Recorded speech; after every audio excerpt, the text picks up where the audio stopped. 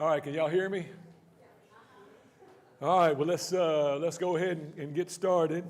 We're going to be like the old time gospel meetings, right? No air conditioner, we'll just be sweating in here. I'll keep going till I just pass out. All right, well, let's we'll go ahead and get started with the prayer. Father in heaven, I just want to thank you so much for allowing us to be here tonight. I want to thank you so much for being such a great and awesome God. We thank you for your mercy and your grace and your love. We thank you for Jesus and for his sacrifice for us. And we thank you so much for your holy word, the Bible. And we just pray tonight as we study from Daniel, pray that you'll give us insight and wisdom to the things that we study tonight, and that you'll help us to learn what you want us to from this passage. And just pray that you'll be with me as I teach, that the words that I say will be in accordance with your will. And we thank you for our church. Just pray that you'll be with all those that are part of it. Pray with those who aren't here tonight that may be traveling this weekend. Just pray that you'll be with all of them and watch over us, and pray that we'll be the kind of church that you want us to be, that will be a light in this community. And again, we just thank you that our sins are forgiven through the blood of Jesus. In Christ's name we pray, amen.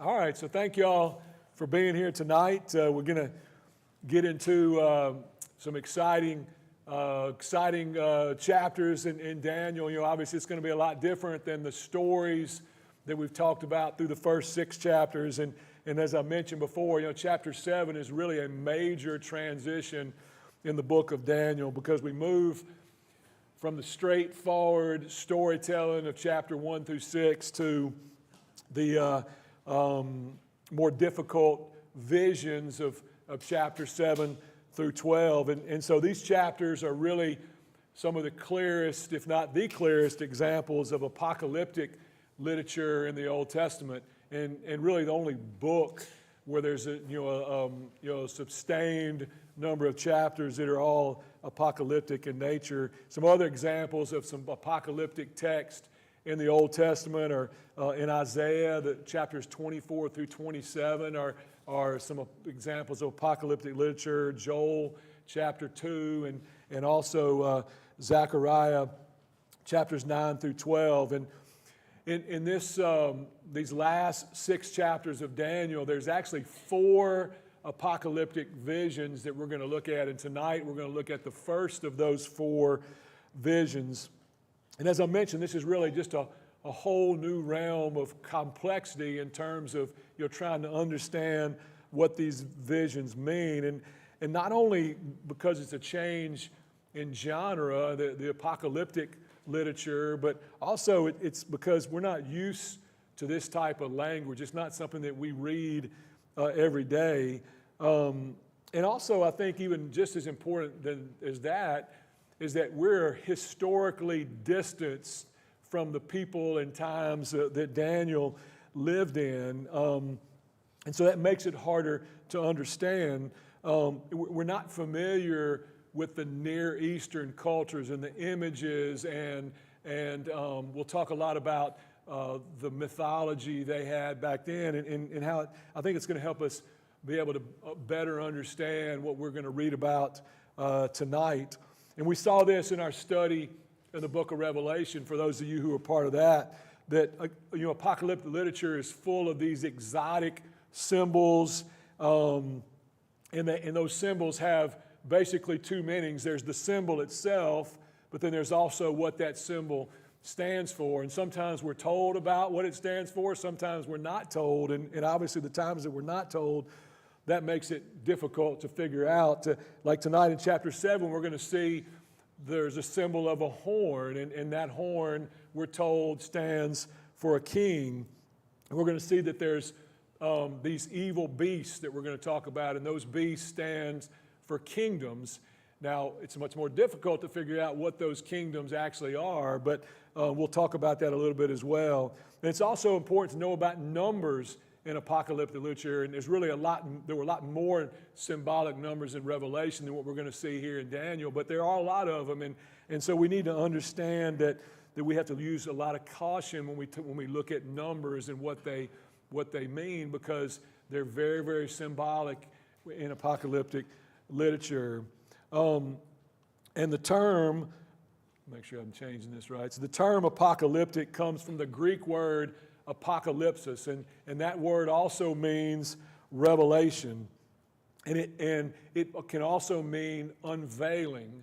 And so that's what apocalyptic literature does, is it basically pulls back this curtain to allow you to see kind of this new reality. And again, in the study of Revelation, we saw that a lot, especially, well, really all throughout the book, but if you remember in chapter 4 and 5, when we got a glimpse of what heaven looks like and how the curtain was pulled back and we see this reality, this new reality. And we're going to see the same thing in the book of Daniel, where we get this glimpse of a new reality. And really probably the best modern example, and why I put it on the slide here, is the Chronicles of Narnia, which was written by C.S. Lewis. And so for those of you who've read the book or seen the movie, you see that he's created this whole new world with all these exotic and different creatures.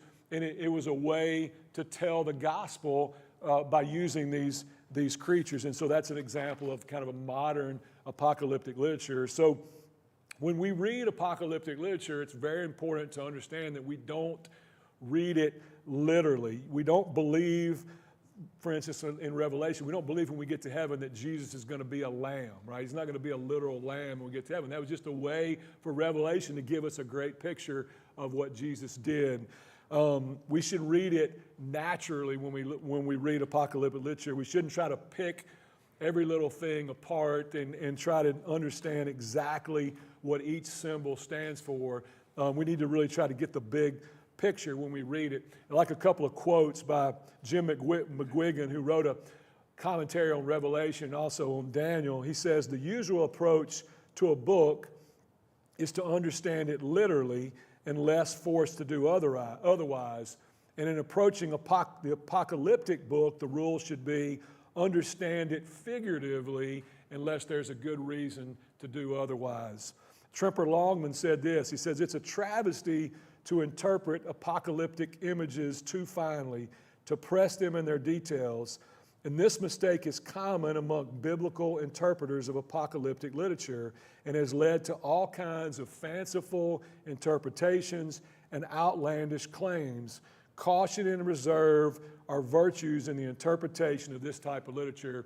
And it's really what led me to want to study Revelation and now to study Daniel, because you just hear all these just what I would consider outlandish, like Tripper Longman said, these outlandish claims that people make about what this symbol means or what this chapter means, and they certainly have when you look at Daniel, you just pick out a chapter 7 in general, I mean specifically tonight, there's just all kinds of outlandish claims, in my opinion, that have been made about what these things stand for, and we're going to look at that a lot. So it's also very important to understand what the apocalyptic image meant to the original reader of the text. So they would have had and we're going to talk about that a lot tonight, they would have a much more immediate understanding about what these images and symbols stood for, and they would have a tendency to read it more naturally. And I think it's also important for us to understand the difference between prophecy and apocalyptic literature or language, and because they both can speak about the future, but there's a big difference between the two. And the first difference is in the mode of communication. So take a prophet like Jeremiah, for example. You read the book of Jeremiah, and we see that God speaks directly to Jeremiah. So God delivers a message to Jeremiah, and then he in turn goes and delivers it to the people. So the prophets are kind of like ambassadors, right? They're spokespersons for God. They speak the very words of God to the people. And the reader or hearer of Jeremiah's message or whatever prophet gives that message should understand it as the voice of God speaking to him. But that's not the way Daniel chapter 7 through 12 works, or in regards to that too, you could say the same thing for Revelation. That's not how Revelation works. God doesn't speak directly to Daniel in these chapters. I'm not sure that we read anywhere that God speaks directly to Daniel, but instead, Daniel has these visions and dreams, and it's not God who comes and interprets those for Daniel, but instead we're going to see that it's an angel that comes and gives Daniel the interpretation. Of course, we know the angel comes from God. I mean, he's indirectly coming from God, but God doesn't speak directly to Daniel like he does to Jeremiah. It's the same thing we saw in Revelation. John received a vision and a message from the angel that was sent to John. It was the word of God and Jesus, but it came to John in a dream. So then the second difference is that there's no commission here for Daniel to go out and immediately tell the people about what his vision says. In fact, we're going to see in the first verse of chapter 7 that Daniel actually writes his vision down. He doesn't go out into the streets like Jeremiah does and preach his message. In fact, we're going to see in Daniel chapter 12 that there's just the opposite message. The angel tells Daniel actually to seal up the words of the vision that he gets. And the third difference is the purpose of prophecy. So the purpose in prophecy is different from the purpose for apocalyptic literature. So in prophecy, the prophets are called to speak to people when they violated a covenant. So the people have fallen from God, and so God tells the prophets to go out and confront the people about their sin and call on them to repent. So the prophets are necessary when people are falling away, but that's not really the background and purpose for apocalyptic literature, like in texts like Daniel and Revelation. So they're definitely addressed to the people of God, but the purpose isn't to call them to repentance, but instead to encourage the people of God to stay faithful during times of trouble. So the people, because of whatever conflict might be going on, let's go to Revelation. So remember in Revelation we talked about how those people in Asia and those churches were getting clobbered by the Romans. You know, Domitian was making their life difficult in all kinds of ways. And so because of that, they needed encouragement. They've been tempted to give up hope, to turn away, to lose their faith, whatever it might be. And so the purpose of the apocalyptic writer is to bring hope and confidence to the people of God. And that's what we're going to see here in Daniel as well. And some people actually see apocalyptic literature as being like this highly pessimistic literature or negative literature. And a lot of that, I think, is because of what we see in apocalyptic literature. We see this sort of grim scene. We see evil. We see chaos. We see warfare. But I think it really depends on whose side you're on. So if you're on the side of evil and you're oppressing God's people, then it's definitely pessimistic literature. Whereas if you are an oppressed person of God, then it's really, really good news, because apocalyptic literature should bring you hope. It should bring you encouragement and comfort. And then finally, as we've mentioned already, apocalyptic literature uses highly figurative language. And so it doesn't mean that the prophets didn't use metaphors and symbolism, but there's definitely an intensification of this, heightened or symbolic language and figurative language in apocalyptic literature. And so apocalyptic literature tells us things that are going to happen in the future at times by using this figurative language. For example, like in Revelation chapter 19, we read about how Jesus was coming out of heaven riding a white horse with a sword in his mouth, coming to judge, which we don't take that literally, but it is speaking of Jesus' future judgment. And we talked a lot about proleptic eschatology when we looked at Revelation, about how some of it was talking about an imminent judgment on the people who the book was written to, talking about an imminent judgment on Rome, and then of course the final judgment later. In addition, today in Daniel 7, we're going to talk about one like the Son of Man riding on a cloud into battle with the beast and destroying them. So again, that's highly symbolic language, talking about something that's going to happen but it's not to be taken literally in terms of, Jesus riding on a cloud. So that's a lot right there just to give you a background, but I think it's necessary for us to help us kind of understand as we dive in here to chapter 7. So chapter 7 is the first vision, as I mentioned, and there's really two parts of the vision. So the first part reveals this world at present that's under the control of evil and cruel human power. And then the second part of the vision shows us how God is in control and how he's ultimately going to judge the evil kings and kingdoms that we're going to read about, and also establish his kingdom forever. So I'm going to do something a little bit different tonight that I didn't do on all the other chapters, and that's we're going to read the entire chapter. And again, I don't want you to get bogged down in when we get to a verse about something you don't understand and trying to figure out, what does that mean? Just kind of listen to it naturally. Just try to let it flow and kind of get the big picture of what we're reading, and then we're going to talk about it in a little more detail. So it says, Daniel chapter 7, verse 1. In the first year of Belshazzar, king of Babylon, Daniel had a dream, and visions passed through his mind as he was lying in bed. And he wrote down the substance of his dream. Daniel said, in my vision at night I looked, and there before me were the four winds of heaven, churning up the great sea. Four great beasts, each different from the others, came up out of the sea. The first was like a lion, and it had the wings of an eagle.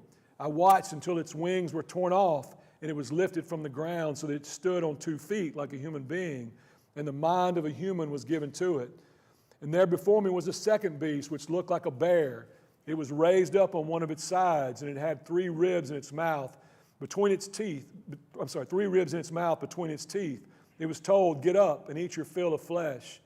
After that I looked, and there before me was another beast, and that one looked like a leopard. And on its back it had 4 wings, like those of a bird. This beast had 4 heads, and it was given authority to rule. After that in my vision at night I looked, and there before me was a 4th beast, terrifying and frightening and very powerful. It had large iron teeth. It crushed and devoured its victims and trampled underfoot whatever was left. It was different from all the former beasts, and it had 10 horns. While I was thinking about the horns, there before me was another horn, a little one, which came up among them, and 3 of the first horns were uprooted before it. This horn had eyes like the eyes of a human being, and a mouth that spoke boastfully. And as I looked, thrones were set in place, and the Ancient of Days took his seat. His clothing was as white as snow. The hair of his head was white like wool. His throne was flaming fire, and its wheels were all ablaze. A river of fire was flowing, coming out from before him. Thousands upon thousands attended him. 10,000s times 10,000 stood before him. The court was seated, and the books were opened. And then I continued to watch because of the boastful words that the horn was speaking. I kept looking until the beast was slain and its body destroyed and thrown into the blazing fire. The other beasts had been stripped of their authority, but they were allowed to live for a period of time. And in my vision at night I looked, and there before me was one like a son of man coming with the clouds of heaven. He approached the Ancient of Days and was led into his presence. He was given authority, glory, and sovereign power. All nations and peoples of every language worshiped him. His dominion is an everlasting dominion that will not pass away, and his kingdom is one that will never be destroyed. I, Daniel, was troubled in spirit, and the visions that passed through my mind disturbed me. I approached one of those standing there and asked him the meaning of all this.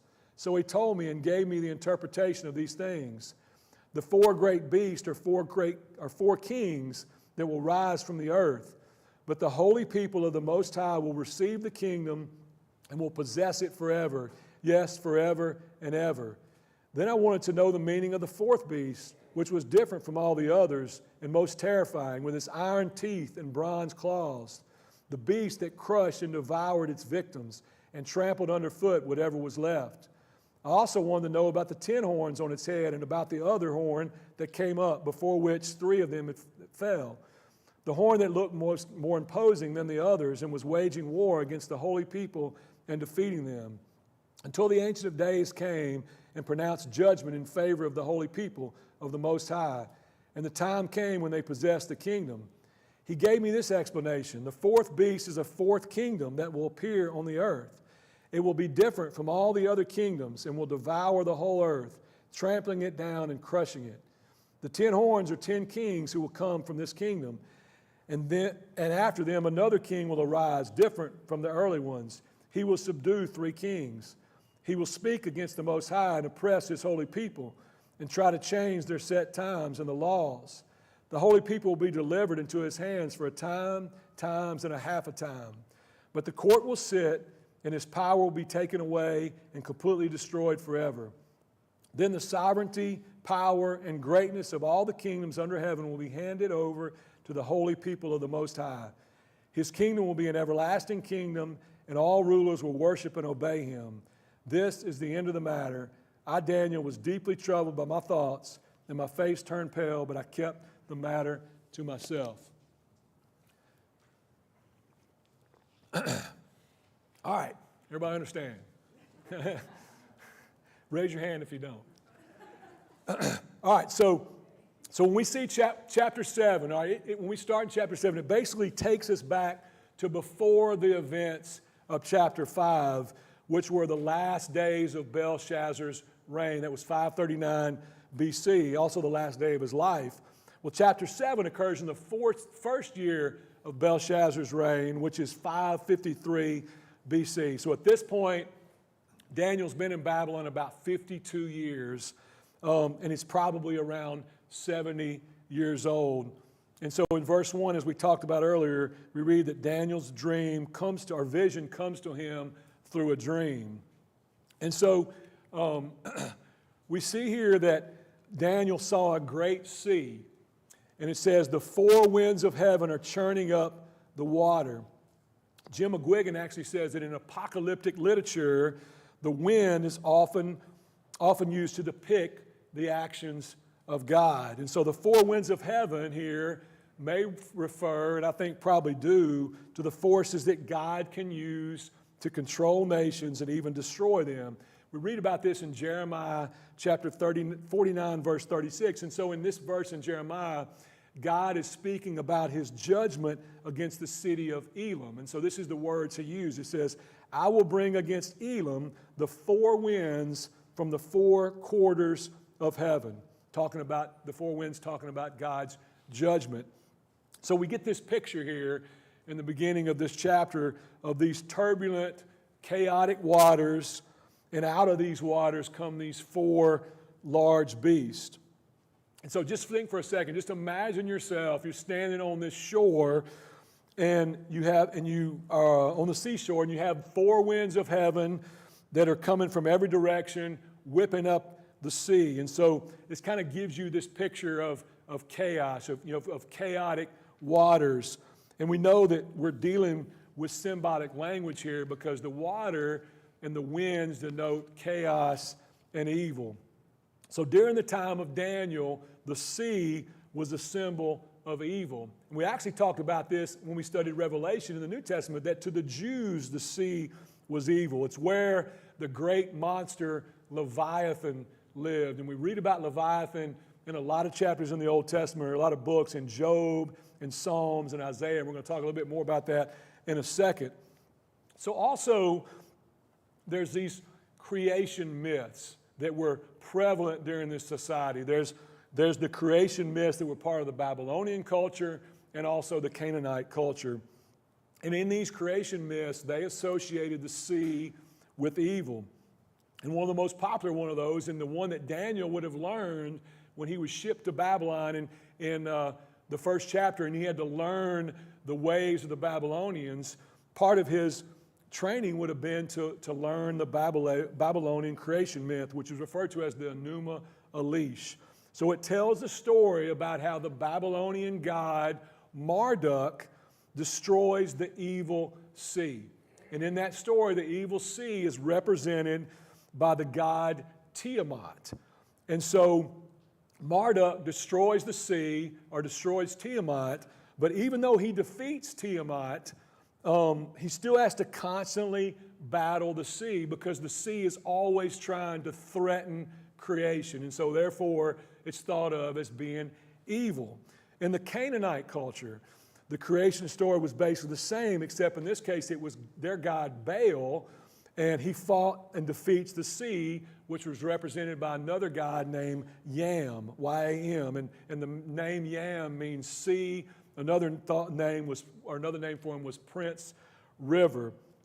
So why do I tell you that? Well, the point is that during Daniel's time in the ancient Near East, that the sea is thought of as a threatening and dangerous place. So when we get to the dream here that Daniel's having, when he's at the sea, the water, the scene is basically chaos and evil is what's being represented in this vision. And so then out of that sea, in verse 4, comes these four great beasts that are marching out one after the other.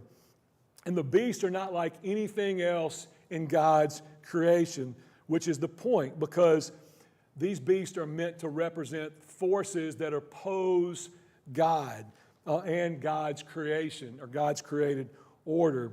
And so it's not only a very ominous beginning here because of the evil sea, but also the creatures that are associated with it. And we're going to see that not only do these creatures represent chaos and evil, but they're also going to be subdued and controlled and destroyed ultimately by God. And so back to Leviathan. So Leviathan is a good example of a sea creature that we read about in the Old Testament. The first place that we read about him is in Job chapter 41, where it talks about how God controls Leviathan. And then in Psalms 74, we see that Leviathan is actually defeated by God. So in Job 41, Leviathan is basically being referred to here as the most powerful sea creature imaginable. And so what God makes the point to Job about in that particular chapter is that Leviathan is like a little pet to him. Like Tremper Longman said, Leviathan's like a rubber ducky to God. In other words, God is saying, I control Leviathan. And then we get to Psalm 74, which is a very, very interesting passage from verses 12 through 17. We read about how God defeats Leviathan. And so these verses, just like here in Daniel 7, which is why I'm referring to them, they draw on this rich mythology of the ancient Near East. And so God's trying to make a point to these people here. So let's just read Psalm 74, 12 through 17. Here's what it says. But God is my king from long ago. He brings salvation on the earth. It was you who split open the sea by your power. You broke the heads of the monster in the waters. It was you who crushed the heads of Leviathan and gave it as food to the creatures of the desert. It was you who opened up springs and streams. You dried up the ever-flowing rivers. The day is yours, and yours is also the night. You established the sun and moon. It was you who set all the boundaries of the earth. You made both summer and winter. So again, as we mentioned before, in the Near Eastern culture, this Babylonian, Canaanite culture, creation was seen as a victory of the gods over the forces of chaos and destruction, which again is often represented by the raging sea and also the sea monster Leviathan. And so what the writer here of Psalm 74 is saying is that he basically is dismissing these pagan cultural myths. He's saying it's God, it's Yahweh God who created and established the world. It's God who controls the sea, and it's God who defeats the sea monster Leviathan. In Isaiah 27:1, it says this. It says, in that day, the Lord will punish with his sword, his fierce, great, and powerful sword, Leviathan, the gliding serpent, Leviathan, the coiling serpent. He will slay the monster of the sea. And again, this here is a metaphor of God's future destruction of evil. In the ancient Ugaritic text, so the Ugaritic texts were found like in 1920, and they were texts that gave us an insight about the creation myths and really the religious practices of the Canaanites. I think it dated back to like 1400 BC or 1200 BC, so long before even Daniel. And so in those texts, Leviathan was depicted as a seven-headed sea monster, and in those texts, it was Baal who slay Leviathan. But here in Isaiah, he's appealing to the Israelites who, what tempted the Israelites more than anything? It was Baal, right? They were always worshiping Baal. It's what got them in trouble and ultimately got the northern kingdom destroyed, right? Because they couldn't give up worshiping idols. And so here Isaiah is saying, you guys that are tempted to worship Baal, Baal is nothing. It's Yahweh God. It's the Creator God who slays evil, not Baal. So why do I tell you all this? We're in Daniel 7. Why are we going through all this? Well, the reason why is because we just need to drive home the point of this vision to Daniel. It's a scene of evil and chaos represented by the sea and by the creatures that are coming out of the sea. And so the point is that it's God, not Baal and not Marduk, who is in control. And he's ultimately going to destroy evil along with these evil kings and kingdoms that these creatures represent.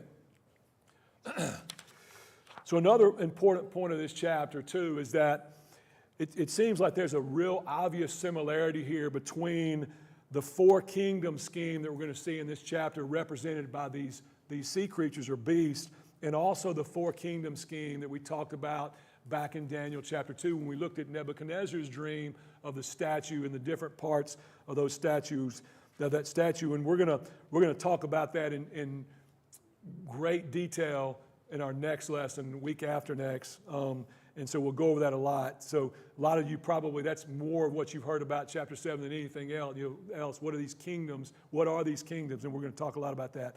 So chapter 7 lets us know that the symbols of the beast and horns stand for kings and their kingdoms. Verse 17 tells us that the beasts from the sea are sea monsters that represent kings. But in verse 23, the passage goes on to tell us that the beast also represent kingdoms.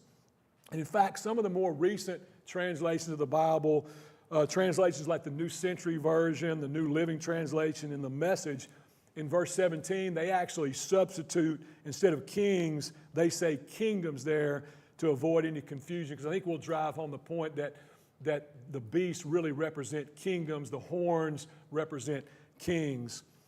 So tonight I'm just going to briefly kind of introduce the beast, and we're going to wait on discussion about what kingdoms they might represent in the next lesson. And because really, other than the head of gold in Daniel chapter 2, in Nebuchadnezzar's dream, we're not given an answer as to which of these kingdoms the statue represents or which of these kingdoms these beasts represent. The only kingdom we're told for sure is that the head of gold represented the Babylonian kingdom.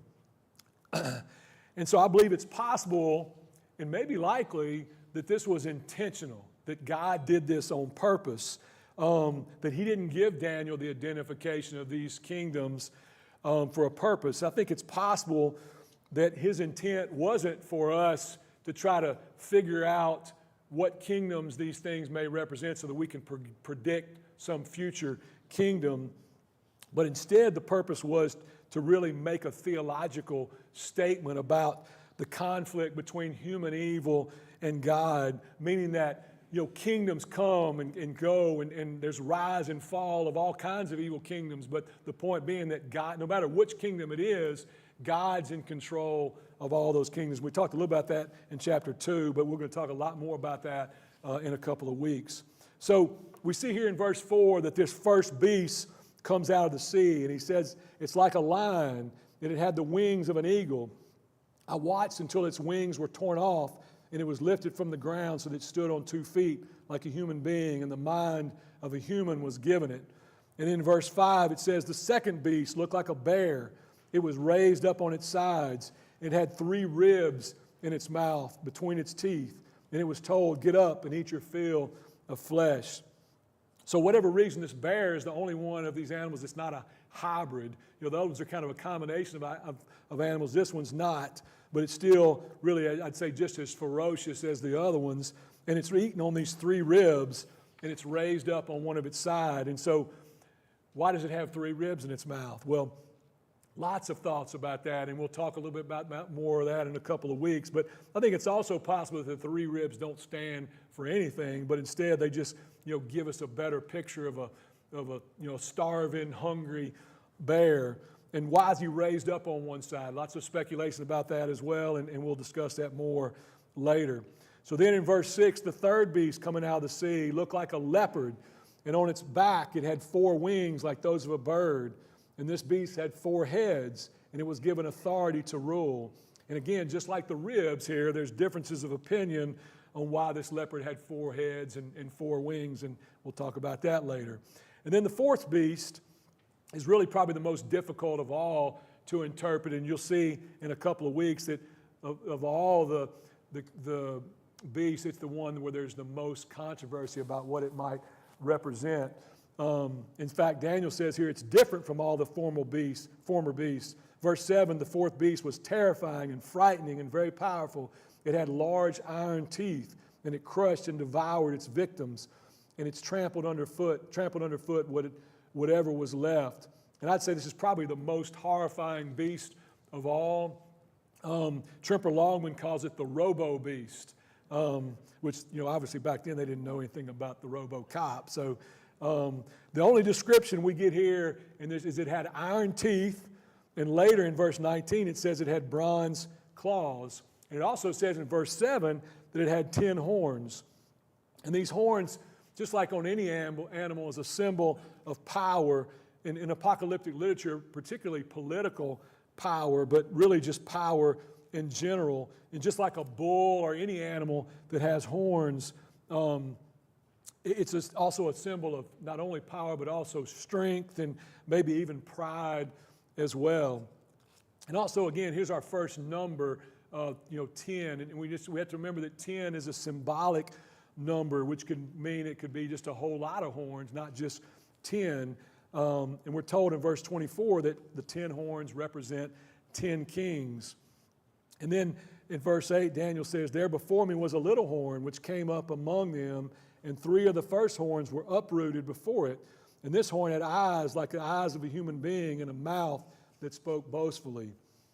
So in this first half of the vision here, we get this picture of evil human kingdoms that are being represented by these beasts.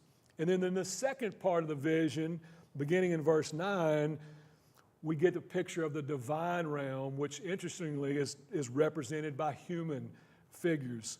So verse 9 is really kind of an abrupt transition from this scene by the sea here, this scene of chaos and evil, to basically what looks like a courtroom.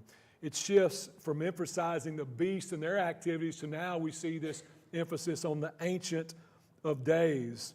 And so we'll see in verse 11 and 26 that this Ancient of Days brings judgment on the fourth beast, destroying it. And so the Ancient of Days is really a dignified way of saying what? That he's really old, right? Ancient of Days is a really, really old person. But it's dignified in the sense that in here, age isn't really associated with senility or frailty or weakness. But again, this reference to age comes with wisdom and power and authority. And I think we would all agree that this is a picture of God sitting on his throne, ready to judge. And verse 10 here mentions a river of fire that's coming from his throne. If you remember in Revelation, in chapter 22, verse 1, it talks about the water of the river of life that flows from the throne, which is for the benefit of the saved. But here it's a different symbol, right? Daniel's using language here of the river of fire to refer to judgment, which is often associated with fire in the scriptures. And we see that in verse 10 that there's thousands upon thousands attending him. 10,000 times 10,000 stood before him. So if you multiply that, that's at least 100 million that are there before this throne, which again sounds a whole lot like the throne room scenes that we saw in the book of Revelation. And we're not told in this vision if this is taking place in heaven or on earth, but I think to me it sounds a lot like heaven, right? I think that's where this is taking place. So who is the Ancient of Days? Well, I think you'd agree, I believe, with me that it's God. And God is pictured here in his role as a judge. His clothes are white as snow, which represents his absolute purity. His hair is white like wool, which would represent ultimate wisdom. And he's pictured here as an aged God and judge, which is very consistent with the Yahweh that we read about in the Old Testament. Let me just read a couple of scriptures to you. Job 36:26. How great is God beyond our understanding. The number of his years is past finding out. In Psalm 90 verse 2, before the mountains were born, or you brought forth the whole world from everlasting to everlasting, you are God. Psalm 93:2, your throne was established long ago. You are from all eternity. Psalm 102:25-28, in the beginning you laid the foundations of the earth, and the heavens are the work of your hands. They will perish, but you remain. They will all wear out like a garment. Like clothing, you will change them, and they will be discarded. But you remain the same, and your years will never end. The children of your servants will live in your presence. Their descendants will be established before you. And so we see here that God takes his seat on the throne. In verse 9 said his throne and the wheels of his throne are blazing fire, which indicates the fierce judgment that's about to take place. Stephen Miller in his commentary actually points out that it was common in the ancient Near East literature to depict the thrones of kings and the thrones of gods as having wheels. And then it says in the second half of verse 10 that the court was seated and books were open. And we're not told who occupies these thrones, because in verse 9 we see that there's other thrones, plural. Maybe it's a heavenly council of God's special angels. Maybe they're occupied by saints. If you remember in Revelation, that was a common theme in the book of Revelation. And it says the phrase here, the books were opened. Again, that's exactly the same language that was used in Revelation chapter 22 when it said, chapter 20 verse 12, when it says, and I saw the dead, great and small, standing before the throne, and books were opened. And so I think this indicates here that God remembers the actions of his creatures. And in this case, the books contain the records and deeds of this fourth beast here, or maybe the beasts in general that are going to be judged by God. And in verse 11, we see here the justification for the judgment against the fourth beast is further explained. It says what? It says the boastful words that the horn was speaking. And the boastful words are further described in verse 25 when it says, he will speak against the Most High and oppress his holy people and try to change the set times and laws. And it says in verse 11 that because of the sins of the fourth beast, that he was slain and his body was destroyed and thrown into the fire. And again, going back to Revelation, there's so many kind of parallels between here and Revelation. This is exactly the same thing that happened to the beast in Revelation. Remember the beast, the false prophet, and the dragon in Revelation 19 and 20, they were all thrown into the lake of fire. It's also one of the reasons that people argue that the fourth beast in Daniel and the beast in Revelation were both Rome. And again, we'll talk on that point a little bit more in a couple of weeks. So then we get to verse 13 where it talks about the Son of Man. So Daniel sees here the establishment of a new kingdom. And it says here that this kingdom is given to the Son of Man. And I think most of us would agree when we read that the Son of Man here is Jesus. And I think the kingdom that's established here would be parallel to the rock and subsequent mountain that we saw back in chapter 2. Remember how the rock destroyed the statue in Nebuchadnezzar's dream and became a mountain and a kingdom that would never end. And so we read that the Son of Man is coming with the clouds of heaven. And so, again, just like there was cultural symbolism for the sea in the ancient Near East, there's also cultural symbolism associated with the clouds or riding on the clouds. So the cloud rider was an ancient Near Eastern image as well. And so Daniel's audience would have understood that very clearly. So in fact, the god Baal that the Canaanites worshiped was also referred to as the storm god. And his most frequent description in those ancient Ugaritic texts is he's called the rider on the cloud. So if you're tempted, like I was or am, to think about these clouds that the Son of Man is riding on as being these white, fluffy clouds, I think we may need to rethink how we think of that image, because this is storm god imagery. And it seems that the best way to think of this picture as a dark storm cloud. And where we can see this is actually in the Bible. So in Psalm 18, 3 through 18, this text uses storm god imagery to describe the God, the Yahweh God. I'm just going to read it to you. I called to the Lord who is worthy of praise, and I have been saved from my enemies. The cords of death entangled me. The torrents of destruction overwhelmed me. The cords of the grave coiled around me. The snares of death confronted me. In my distress, I called to the Lord. I cried to my God for help. From his temple, he heard my voice. My cry came before him into his ears. The earth trembled and quaked, and the foundations of the mountains shook. They trembled because he was angry. Smoke rose from his nostrils. Consuming fire came from his mouth. Burning coals blazed out of it. He parted the heavens and came down. Dark clouds were under his feet. He mounted the cherubim and flew. He soared on the wings of the wind. He made darkness his covering, his canopy around him, the dark rain clouds of the sky. Out of the brightness of his presence, clouds advanced with hailstorms and bolts of lightning. The Lord thundered from heavens. The voice of the Most High resounded. He shot his arrows and scattered the enemy. With great bolts of lightning, he routed them.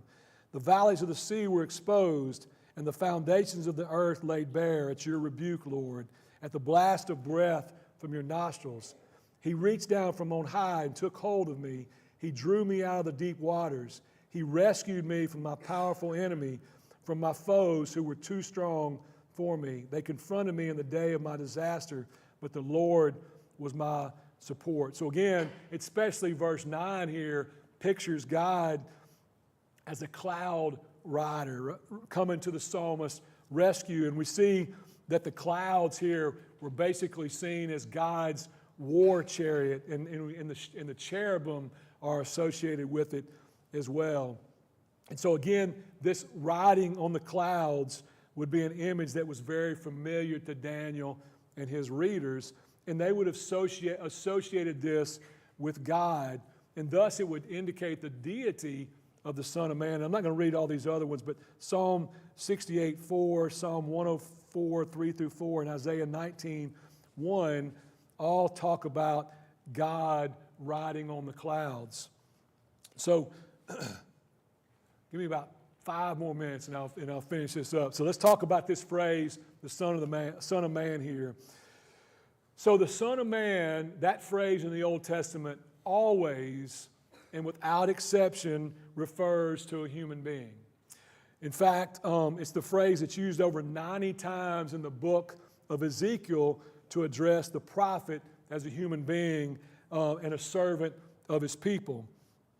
So, but if the Ancient of Days is God and only God rides on the clouds, then what did that tell us? Well, I think it tells us here that this just isn't a picture of a man here, this Son of Man.